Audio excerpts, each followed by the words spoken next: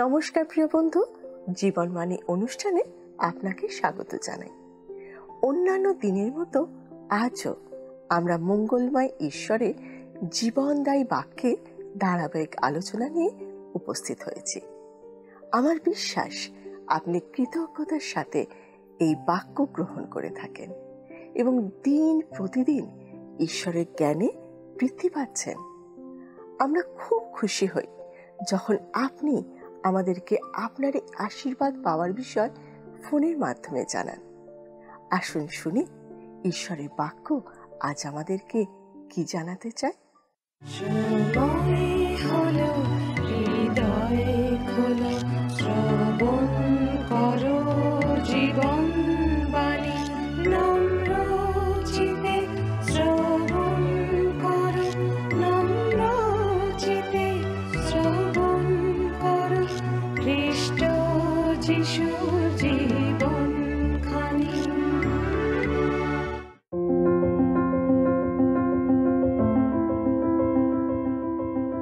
জীবনবাণী অনুষ্ঠানে পবিত্র বাইবেলের পুরাতন নিয়মের ৩৯টি পুস্তক আর নতুন নিয়মের ২৭টি পুস্তকের প্রত্যেকটি আমরা ধারাবাহিকভাবে অধ্যয়ন করে থাকি।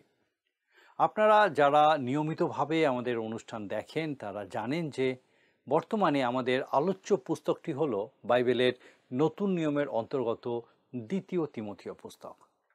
আনুমানিক ৬৮ খ্রিস্টাব্দে রোমের কারাগার থেকে মৃত্যুর দণ্ডে দণ্ডিত সাধু পৌল ইফিসে বসবাসকারী তার সন্তানতুল্য খ্রিস্টের দাস তিমথিওকে এই পত্রটি লিখেছিলেন। খুব সম্ভবত এই পত্রটি হচ্ছে সাধু পৌলের জীবনের শেষ পত্র। এটি মূলত একটি ব্যক্তিগত পত্র হলেও তিনি তিমথিওকে যে সমস্ত উপদেশ দিয়ে গেছেন সেগুলি যুগে যুগে প্রতিটি খ্রিস্ট বিশ্বাসীর জন্য প্রযোজ্য। প্রথমেই সাধু পৌল তিমথিওকে আদেশ দিয়ে বলছেন তাকে ঈশ্বরের বাক্যের প্রতি স্থির ও বিশ্বস্ত থাকতে হবে। তিমথিও যেন কখনো সাক্ষ্যদানের বিষয়ে এবং সাধু পৌল যে সুসমাচার প্রচারের কারণে বন্দী হয়ে আছেন সেই বিষয়ে কখনো যেন লজ্জা বা ভয় না পান। তিনি মনে করিয়ে দিয়েছেন যে ঈশ্বর আমাদের ভীরুতার আত্মা দেননি, কিন্তু শক্তি, প্রেম ও সুবুদ্ধির আত্মা দিয়েছেন। সাধু পৌল তাকে বলেছেন যে সুসমাচার প্রচার করতে গিয়ে ক্লেশ ভোগ স্বীকার করতে তিনি যেন কখনো পিছপা না হন। সাধু পৌলের এই আদেশগুলি যে খ্রিস্ট বিশ্বাসীরা আজও বিশ্বস্ততা সহকারে সুসমাচার প্রচার করে চলেছেন তাদের প্রতিও সমানভাবে প্রযোজ্য। এরপর সাধু পৌলকে আমরা এমন 7টি শব্দ বা শব্দগুচ্ছ ব্যবহার করতে দেখেছি যেগুলি আমরা যত শেষ সময়ের দিকে এগিয়ে চলেছি সেগুলি তত আমাদের মনে আরও গভীরভাবে প্রতিষ্ঠিত হওয়া উচিত। আমরা এই 7টি বিষয় বিস্তারিতভাবে আমাদের গত পর্বগুলিতে অধ্যয়ন করেছি। আমরা এরপর লক্ষ্য করেছি যে সাধু পৌল তিমথিও এবং তার সাথে সাথে আমাদের কাছে শেষকালে যে বিষম সময় হবে তার বিষয়ে প্রকাশ করেছেন। সেই শেষ সময় কেন জগৎ এক ভয়ানক রূপ ধারণ করবে সেই কথা বলতে গিয়ে তিনি বলেছেন যে মানুষ সেই সময়ে ভিন্ন ভিন্ন মন্দ বিষয়ে জড়িত হয়ে পড়বে। সেই সময়ের মানব চরিত্রের 19টি এমন চারিত্রিক বৈশিষ্ট্য তিনি তুলে ধরেছেন যা তাকে ঈশ্বরের থেকে অনেক দূরে নিয়ে যাবে। আমরা জানি যে প্রথম শতাব্দী থেকেই এই সমস্ত মন্দ বিষয়গুলো মানুষের মধ্যে প্রকাশ হতে শুরু করেছিল, কিন্তু বর্তমান সময় সেগুলি যেভাবে শক্তিশালী হয়ে উঠছে তাতে বোঝা যাচ্ছে যে শেষ সময় আসতে আর বেশি দেরি নেই। আমাদের গত পর্বে আমরা এই পুস্তকের 3 অধ্যায়ের 9 পদ পর্যন্ত আলোচনা করেছিলাম। আজ আমরা 10 পদ থেকে আমাদের আলোচনা শুরু করব। আমরা যেমন জানি যে এই অধ্যায়ে সাধু পৌল শেষকালের বিষয়ে আলোচনা করেছেন। আজ প্রথমে আমরা শেষকালে শাস্ত্রের কি অধিকার হবে সেই বিষয়ে তার বক্তব্য নিয়ে আলোচনা করব। আসুন আমরা প্রথমেই 10 পদটি পাঠ করি। আমার অনুরোধ, যদি আপনার কাছে বাইবেল থাকে আমার সঙ্গে বাইবেল খুলুন, দ্বিতীয় তিমথিয় পুস্তক তার 3 অধ্যায়। আসুন 10 পদটা আমরা পড়ি। লেখা আছে, কিন্তু তুমি আমার শিক্ষা, আচার ব্যবহার, সংকল্প, বিশ্বাস, দীর্ঘসহিষ্ণুতা, প্রেম, ধৈর্য, নানাবিধ তাড়না ও দুঃখভোগের অনুসরণ করিয়াছ। তিমথিও সাধু পৌলকে চিনতেন, খুব ভালোভাবেই চিনতেন। সাধু পৌলের জীবন ছিল একটা খোলা বই, যেমন প্রতিটি খ্রিস্ট বিশ্বাসীর জীবন হওয়া উচিত। তিনি এই প্রসঙ্গে বলেছেন, দেখুন 11 পদ লেখা আছে, আন্তিওখিয়াতে, ইকোনিয়ে, লুস্ত্রায় আমার প্রতি কি কি ঘটিয়াছিল, কত তাড়না সহ্য করিয়াছি, আর সেই সমস্ত হইতে প্রভু আমাকে উদ্ধার করিয়াছেন। সাধু পৌলের প্রচার যাত্রায় সহ্য করা সেই দুর্ভোগগুলোর কথা তিমথিও ভালোভাবেই জানতেন। পিসিদিয়ার আন্তিওখিয়া, ইকোনিয় ও লুস্ত্রা এগুলি সবই ছিল গালাতীয় অঞ্চলের শহর, যেখানে সাধু পৌল তার প্রথম, দ্বিতীয় ও তৃতীয় প্রচার যাত্রায় গিয়েছিলেন। তিনি যখন লুস্ত্রায় ছিলেন তখন তাকে প্রস্তরাঘাত করা হয় এবং মৃত ভেবে ফেলে রাখা হয়েছিল। আমি বিশ্বাস করি তিনি সত্যি মারা গেছিলেন এবং ঈশ্বর তাকে মৃতদের মধ্য থেকে পুনরুত্থিত করেছিলেন। তিনি নিজেই বলেছিলেন যে ঈশ্বর তার পক্ষে হস্তক্ষেপ করেছিলেন, আর সেই সমস্ত হইতে প্রভু আমাকে উদ্ধার করিয়াছেন। তিমথিও এই সকল ঘটনা জানতেন, কারণ তিনি ও তার পরিবার ওই অঞ্চলেরই বাসিন্দা ছিলেন। আসুন দেখি 12 পদে সাধু পৌল কি বলছেন।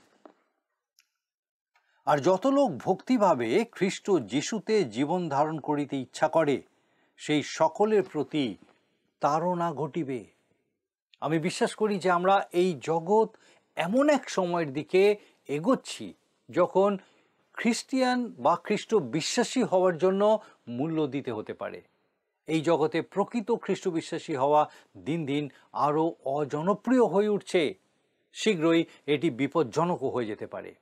প্রকৃত খ্রিস্ট সম্পর্কিত বিশ্বাস এবং প্রকৃত খ্রিস্ট বিশ্বাসীরা ক্রমশই অজনপ্রিয় হয়ে উঠছে। আসুন 13 পদ পাঠ করি। লেখা আছে, কিন্তু দুষ্ট লোকেরা ও বঞ্চকেরা পরের ভ্রান্তি জন্মাইয়া ও আপনারা ভ্রান্ত হইয়া উত্তর উত্তর কুপথে অগ্রসর হইবে। বঞ্চক হলো মায়াবী বা ভণ্ড, দুইয়ের যে কোনো একটা। পরের ভ্রান্তি জন্মাইয়া ও আপনারা ভ্রান্ত হইয়া, অন্যদের বিপথে নিয়ে যাওয়া, তারপর নিজেরাই বিপথে চালিত হওয়া। এটাই সেই চিত্র যা মণ্ডলীর খ্রিস্টের সাথে মিলিত হওয়ার আগের শেষ দিনগুলোর জন্য বর্ণিত হয়েছে। এখন এমন দিনে একজন খ্রিস্টীয় সন্তানের বা খ্রিস্ট বিশ্বাসীর করণীয় কি? সৌভাগ্যের বিষয় হলো সাধু পৌল শেষকালের এই ধর্মভ্রষ্টতা রূপ মন্দতার বিষয় কেবল উল্লেখ করে ক্ষান্ত হননি, তিনি তার প্রতিষেধকের কথাও আমাদের কাছে বলেছেন। আমরা এই বিষয়ে 14 পদ থেকে জানতে পারি।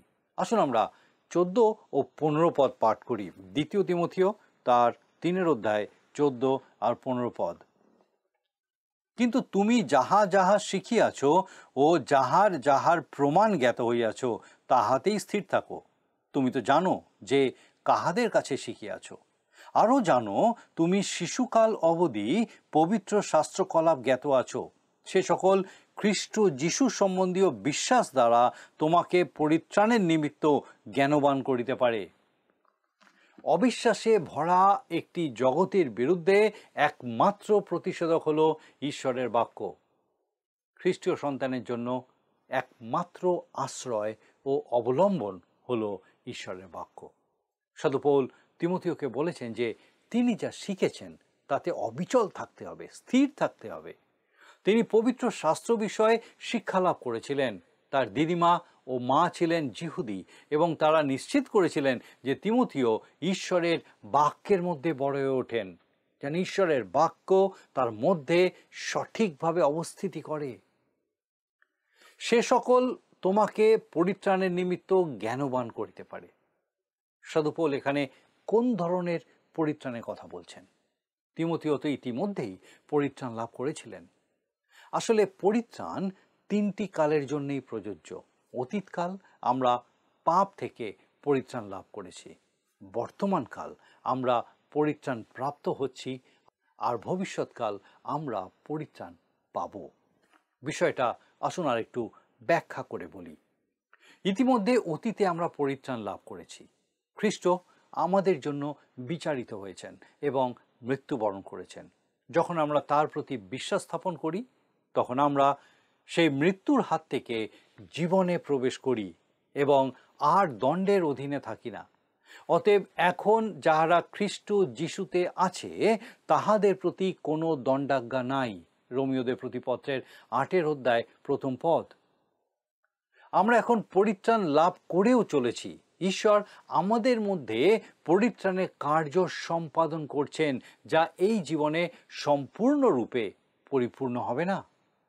কিন্তু আমরা যখন ভবিষ্যতের দিকে তাকাই, তখন আমরা অবগত হই যে আমরা কি হইব তাহা এ পর্যন্ত প্রকাশিত হয় নাই। আমরা জানি তিনি যখন প্রকাশিত হইবেন, তখন আমরা তাহার সমরূপ হইব। 1 যোহন তার 3 অধ্যায় 2 পদ।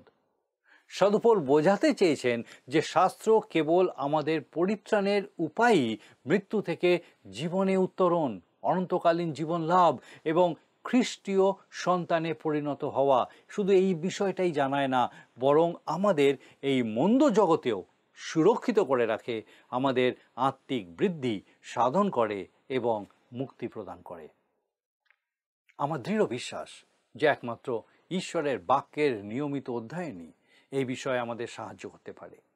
এটি আমাদের খ্রিস্ট যিশু সম্বন্ধীয় বিশ্বাস দ্বারা পরিত্রাণের নিমিত্ত জ্ঞানবান করিতে পারে এবং এই জগতে কিভাবে জীবনযাপন করতে হবে সে জ্ঞানও প্রদান করে।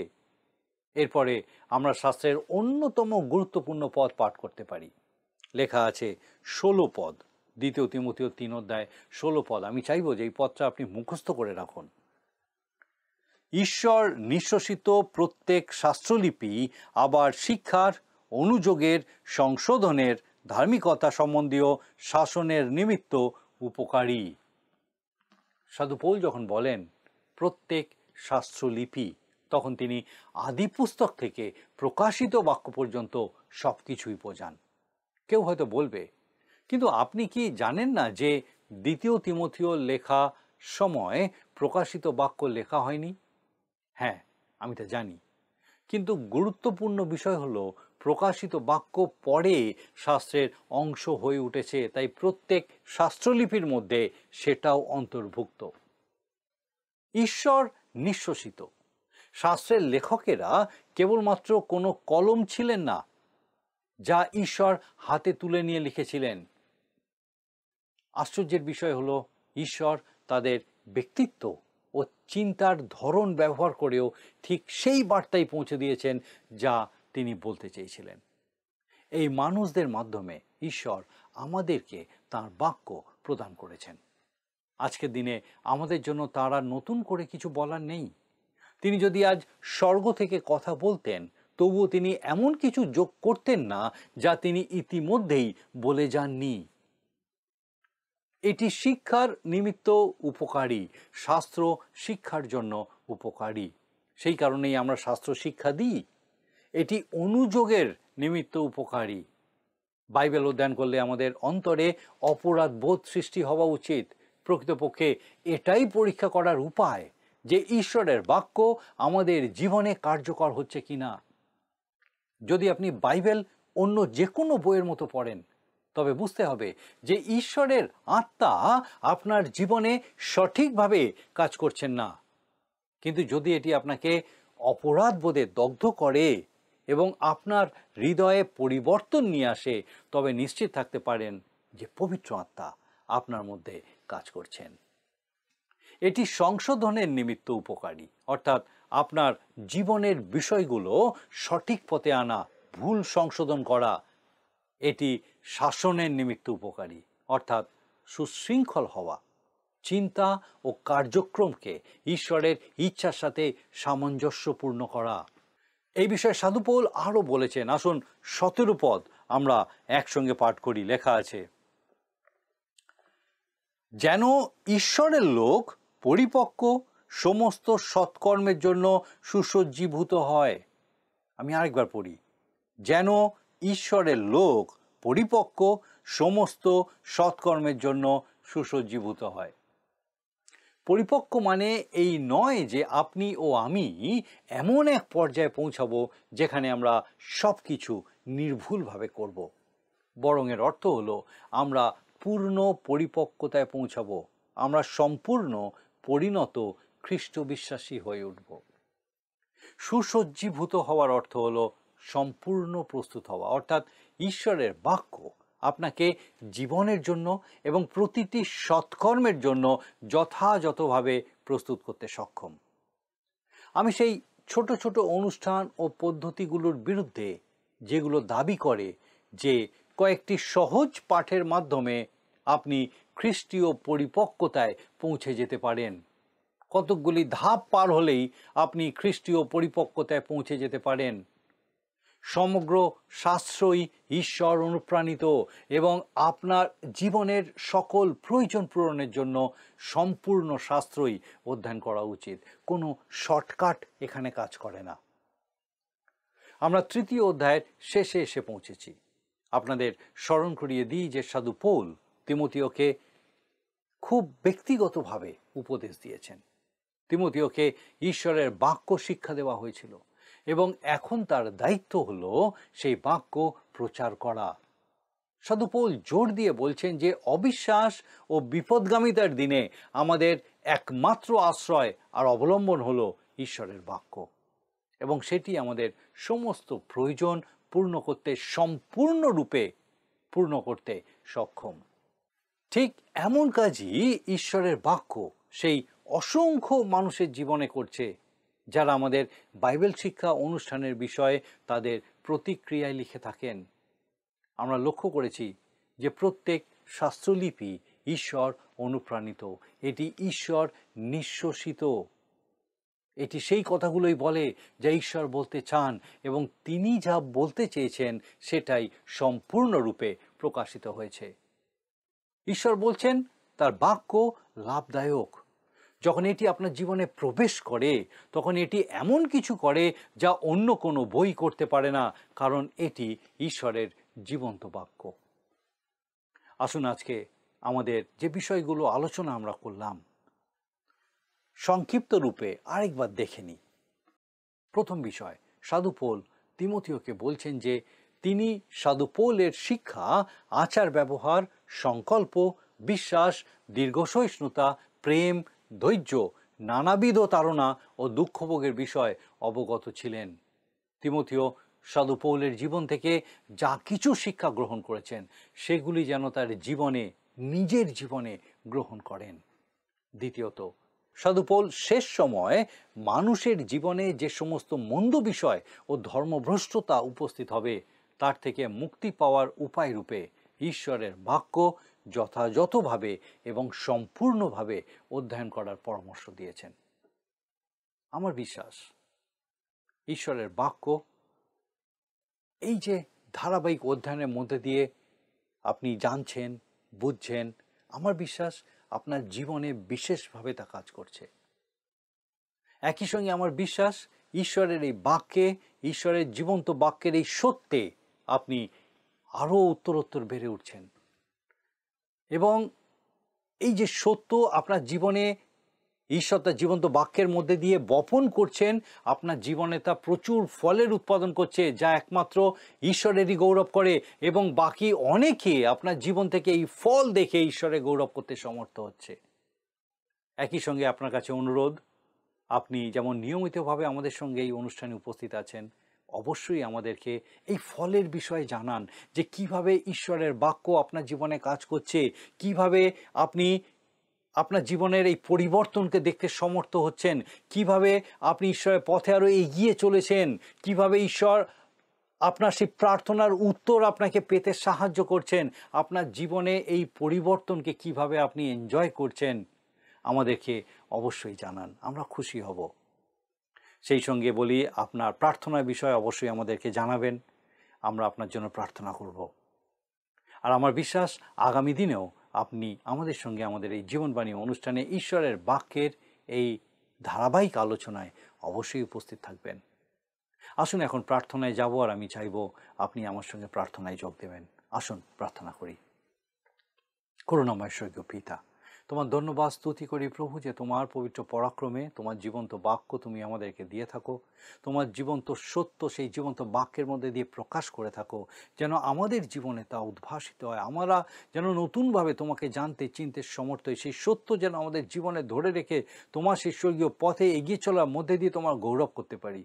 ধন্যবাদ দিয়ে আমাদের সেই প্রত্যেক দর্শক বন্ধুর জন্য স্বর্গীয় পিতা তোমার পবিত্র পরাক্রমে প্রত্যেককে তোমাতে এইভাবে বেড়ে উঠতে সাহায্য করো। বিশেষ করে প্রার্থনা করি প্রভু সেই প্রত্যেকে ব্যক্তিগতভাবে পারিবারিকভাবে, পিতা জানি না কার কি সমস্যা, কোন ধরনের কঠিনতার মধ্যে দিয়ে তারা চলছেন, কিন্তু প্রভু প্রার্থনা করি তোমার পবিত্র পরাক্রমে যত কঠিন পরিস্থিতি হোক, হয়তো কঠিন অসুস্থতা, দুরারোগ্য ব্যাধি, বা হয়তো নিতান্তই সামাজিক কারণে স্বামী স্ত্রীর মধ্যে সমস্যা, সন্তানের সঙ্গে সমস্যা, বা অর্থনৈতিক কারণ, প্রভু জানি না কি কি বিষয় যা তাদেরকে হয়তো অসহায়, নিরাশ, হতাশ করে তুলেছে, কিন্তু প্রভু এইটুকু জানি তোমার পবিত্র পরাক্রমে তুমি তাদেরকে ছেড়ে দাওনি, তুমি ধরে রেখেছো। প্রভু এই বিশ্বাসে সেই প্রত্যেককে ব্যক্তিগতভাবে পারিবারিকভাবে তুমি সুস্থির করো, যে পিতা সেই প্রত্যেকের সঙ্গে তুমি আছো, তোমার জীবন্ত উপস্থিতির সহভাগিতায় তুমি তাদেরকে পূর্ণ করো, যেন তারা তোমার উপস্থিতি সম্পূর্ণরূপে তাদের জীবন উপলব্ধি করতে সমর্থ হয়। সেই চূড়ান্ত হতাশার মধ্যে, সেই নিকষ কালো অন্ধকারের মধ্যে পিতা যেন জীবন্ত প্রত্যাশা রূপে তোমার সেই জীবন্ত আলো তারা দেখতে পায়। প্রভু কৃপা করো সে প্রত্যেক ব্যক্তিকে, সে প্রত্যেক পরিবারকে তোমার শান্তি, তোমার সান্ত্বনায় পূর্ণ করো, তোমার অনুগ্রহে পূর্ণ করো, তোমার দয়ায় পূর্ণ করো, আর তাদের সকল ভার তুমি গ্রহণ করো। তোমার যিশু নামে ভিক্ষা, দয়া করে শ্রবণ ও গ্রহণ করো। আমেন।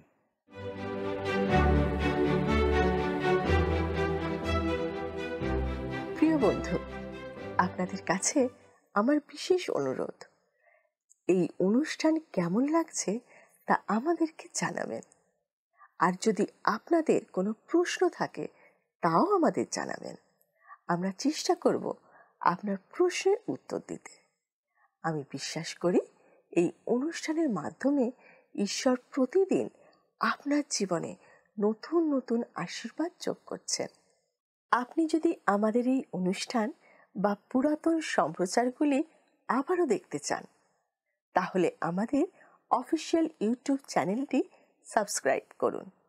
ভালো লাগলে ভিডিওটি লাইক করুন এবং আপনার বন্ধু-বান্ধবদের সাথে শেয়ার করুন। আর অবশ্যই আপনার মতামত কমেন্ট সেকশনে জানান।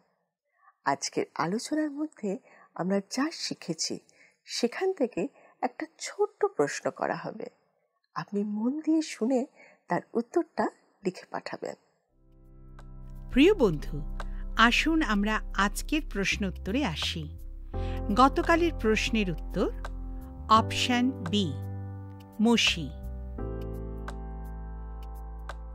আজকের প্রশ্ন, ঈশ্বর নিঃশেষিত প্রত্যেক ড্যাশ আবার শিক্ষার, অনুযোগের, সংশোধনের, ধার্মিকতা সম্বন্ধীয় শাসনের নিমিত্ত উপকারী।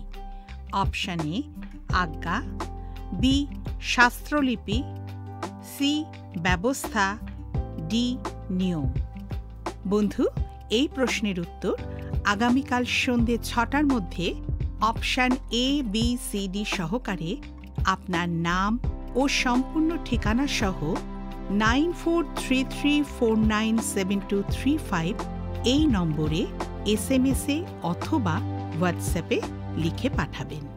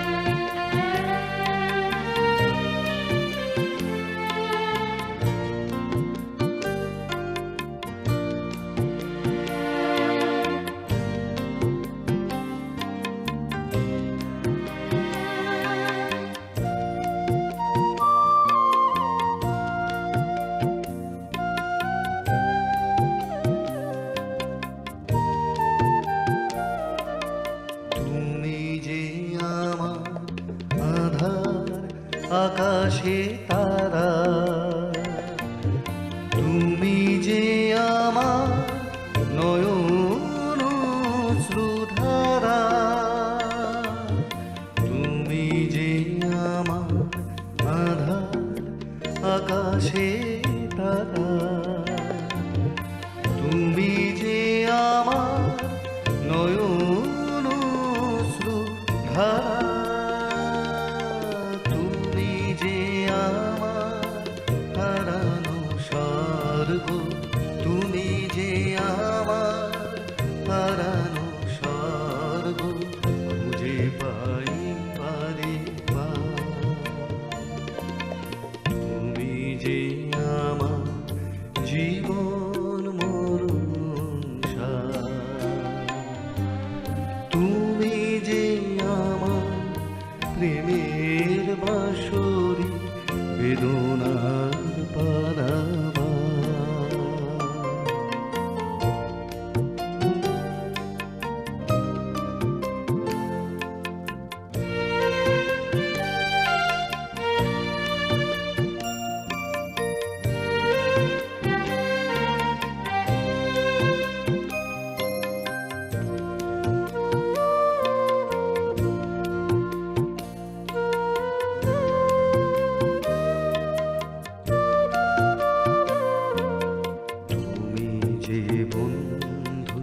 পথের সাথী, তুমি যে ব্যাকুল হাওয়া, তুমি যে আমার স্বপ্নের নদী, অকারণ বয়ে যাওয়া,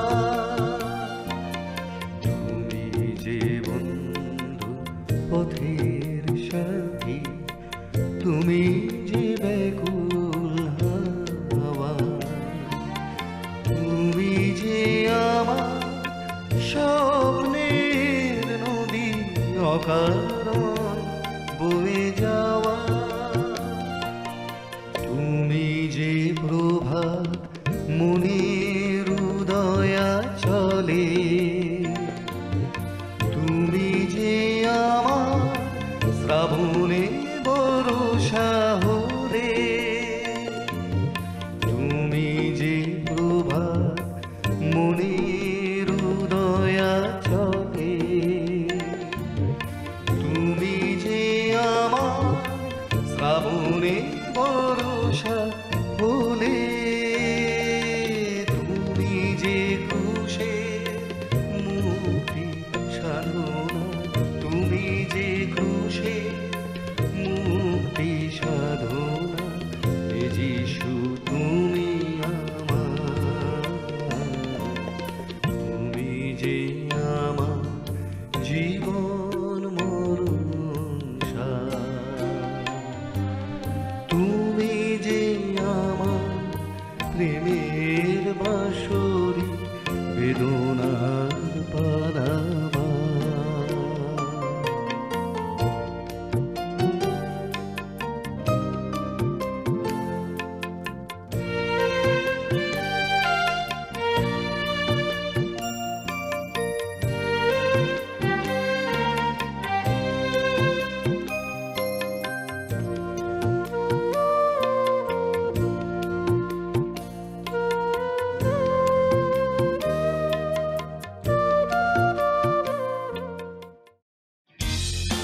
যদি আপনার এই অনুষ্ঠান ভালো লেগে থাকে তাহলে এই নম্বরে একটি মিসড কল করুন, তাহলে আপনি পরের বারের বিজয়ী হতে পারেন।